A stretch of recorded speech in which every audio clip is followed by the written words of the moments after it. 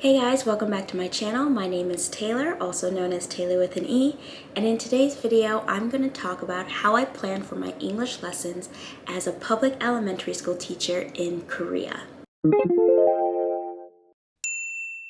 For those of you who are prospective EPIK teachers out there, if you are anything like how I was, you might be feeling a little anxious about lesson planning, especially if you're coming into this job with not much experience actually teaching and you're looking at this EPIK application lesson plan like, oh my gosh, will I have to do this for every single class I teach? Well, I hope this video will help ease some of that anxiety or at least give you an insight into how at least one EPIK teacher lesson plans for their classes. So this video will be divided into two parts: how I lesson plan for my everyday English classes and how I lesson plan for free classes, as in non-textbook based classes. So with that, let's get started.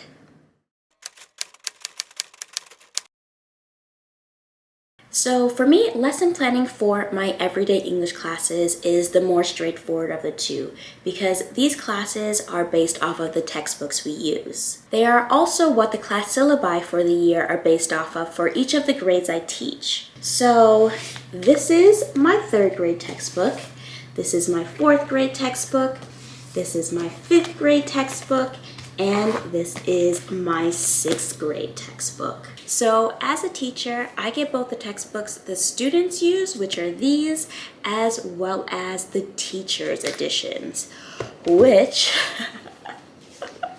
are these bad boys right here. Look how thick they are. Oh gosh, they are really heavy. And I do want to note, because some of you may be wondering this, no, the teacher's guide is not all in Korean. Believe me, this is something I definitely worry about when coming to teach in Korea. Like, how would I know how to even plan for my lessons if I didn't even understand the textbook? But like I said, this is not the case. The teacher's guide actually has instructions and whole lesson plans written in English, which was a huge help when first starting out as a teacher because it basically gives you an example of how exactly to teach the lessons step by step. Now, to give you an idea of how the textbook is laid out and how it applies to the structure of the syllabus for the year, let's take a look at my 6th grade textbook. So this textbook is divided into 13 lessons with 6 different periods or sections in each. One section is one class. So in total, this book covers 78 plus classes with additional multi-review periods after every 2 or 3 lessons. Then the book organizes these class periods even further by having them each focus on a different skill. Period 1 is listening, period 2 is speaking, period 3 is speaking, reading, and writing, period 4 is writing, period 5 is reading, and period 6 is review. And it's the same layout for every lesson. So this is an important detail to note when I plan for my classes, which I will explain further about in a minute.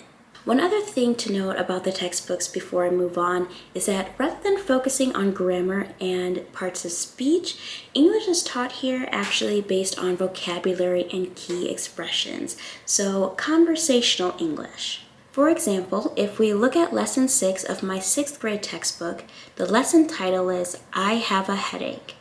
For this lesson, students learn how to answer the common expression, what's wrong, with various ailment vocabulary, as well as learn ways to give advice to that person after they tell you, such as you should see a doctor, or you should get some rest. However, grammar and parts of speech do come up if it applies to the key expression the students are learning, such as for lesson 9, I'm stronger than you, which involves the use of comparative adjectives, in which case we do explain further about the grammar point outside of the textbook learning. So now that you have a better idea about how the textbook is used in class, let's finally talk about how I plan for my lessons. So my first step in preparing for any class I teach is to first have a conversation with my Korean co-teachers since we teach the classes together. I have one co-teacher per grade, so one for 3rd, one for 4th, one for 5th, and one for 6th. While the syllabi provide pretty complete plans for the year, schedules in Korean schools are always changing, which I'm sure many EPIK teachers can attest to. So it's always good to at least confirm with your co-teacher first what period you'll be teaching before you start preparing any materials for class. In my conversations with my co-teachers, we discussed just that, as well as what we will each cover during class and specifically what I'm in charge of preparing for class. For elementary classes, we have 40 minutes of class time to fill. Typically, my co-teacher leads the part of class that covers the textbook while I assist, and I lead the part of class that involves some type of English activity for further practice outside of the textbook while my co-teacher assists. I personally really like this setup because while the teacher's guides do have English translations, the students' textbooks do not. And a lot of their instructions and prompts are in Korean, so it's just easier for my co-teacher to lead that part. So with that being said, when it comes to class preparation for me personally, my main job is to prepare the activity we do in class for each grade. So when making or finding an activity for class, I use the skill organization of the periods I talked about earlier as a guide. For example, since period 1 focuses on listening, I know to prepare a listening activity for that class. Period 2 is speaking, so I prepare a speaking activity. Period 3, a multi-skill activity, and so on. So it's pretty straightforward. On occasion, I will also be in charge of preparing a warm-up, motivation, or review activity to do before the textbook portion of the class as well. Now, what's really nice as a guest English teacher in Korea is that you have websites like Korean Waeguk to help you with your lesson planning. These websites are for English teachers in Korea, curated by English teachers in Korea. Basically, on both of these forums, they have sections divided by grade level, textbook, and lesson where other teachers have posted materials for the exact same lessons you teach.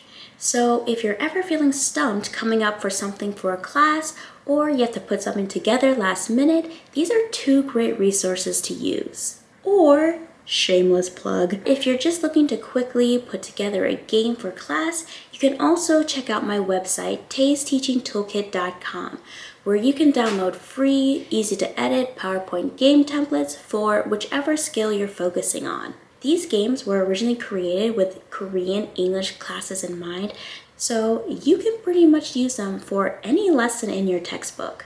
I also just added a new online icon to tell you which games are great for online teaching, since that seems like it will continue into this year as well. So yeah, that basically covers how I lesson plan for my everyday English classes. Now let's move on to how I lesson plan for my non-textbook based classes.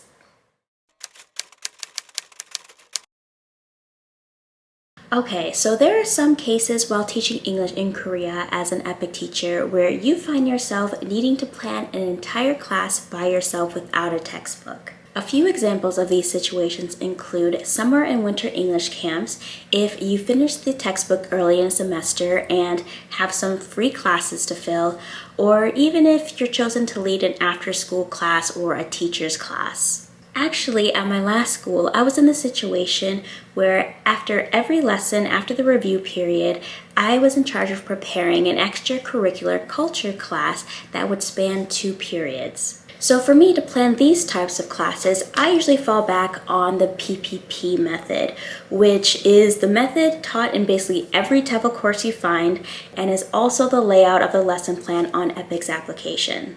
So once deciding on my topic, I usually start my class with some type of warm-up or motivation activity to pique the student's interest. This could be a song, a video, or even a quick activity related to the topic. Then I presented information about the topic, usually in a PowerPoint format. Next, after the presentation, I did a practice activity with the students to make sure they understood what I talked about. Sometimes this would even be in conjunction with the presentation. And then finally, I did a production activity, which was mostly student-led. This was usually either a game or a project. I'll give you 2 examples I've used with this kind of format.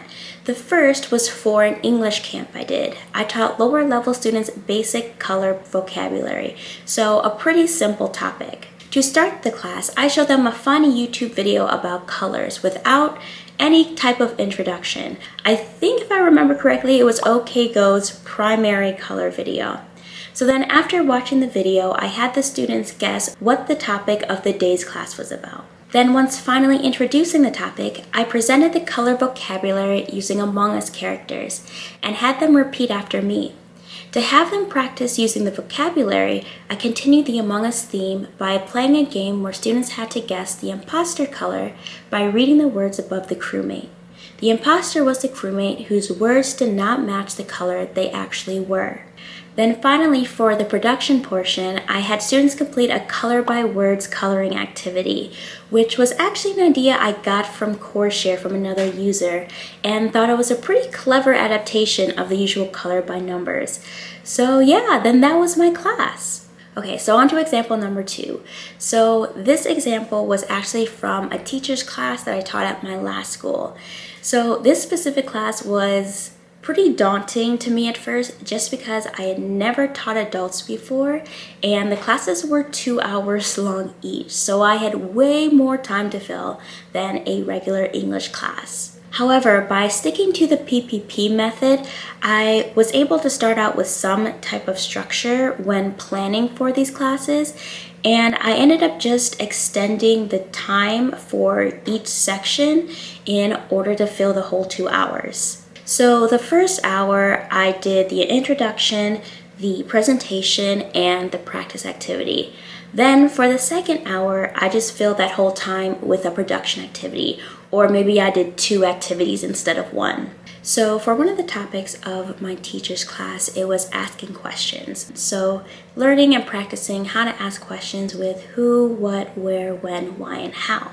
As a warm/introduction to start the class, we played the lineup game. First, I gave them a prompt like, line up by age or line up by your birth date. But before they started moving, they had to guess what was the question they had to ask each other from the prompt I gave them. So, how old are you? Or when is your birthday? And once figuring out that question, they would then go around asking and answering each other and try to line up in the correct order based on their answers. Once finished, we went down the line and I would check their answers. After the warm-up activity, I presented the information about the question words, such as the intonation you would use when asking a question, as well as when you would use each type of word. Then after that, we did 2 different practice activities. In the first, I showed them the last part of a question, and they had to guess which question word went in the blank to complete it. For the second activity, I showed them an answer, such as, my favorite city is Seoul, and they had to guess the question, like, what is your favorite city? Finally, for the production activity, we played the True Confessions game, which is another great idea I found on CoreShare and is based off a bit from The Tonight Show. It's basically a more intricate version of Two Truths and a Lie. I highly recommend you look it up if you've never heard of it. Basically, I gave each teacher 2 pieces of paper. On one piece of paper, they wrote a lie about themselves. On the other, they wrote a truth. Then, once everyone was finished, I had them turn over their pieces of paper and write the numbers 1 and 2 on them. It didn't really matter which one. When the activity started, we went around the room and someone chose one of the pieces of paper of another person. That person then had to read the paper of theirs that was chosen. The other teachers then had 2 minutes to figure out whether the paper the person read was their truth paper or their lie paper by asking them who, what, where, when, why, and how questions, to which the person being questioned had to answer. When time is up, they all had to vote whether the statement was true or a lie, after which then the teacher who was questioned revealed the answer. It ended up being such a fun activity. So yeah, those are 2 examples of how I lesson planned for 2 types of free classes I had. Although those types of classes are less straightforward and require more prep work, I do still really enjoy them because I have so much more creative freedom on what I plan for them. Alright, so that was an overview of how I lesson plan as a public elementary school English teacher in South Korea. As you can see, I'm not making full in-depth lesson plans for each one of my classes. Even for my free classes, when I do make some sort of lesson plan, it's usually just a quick outline of what I have planned. Anyway, I hope you found this video helpful. Have an amazing, wonderful day, and I will see you next time.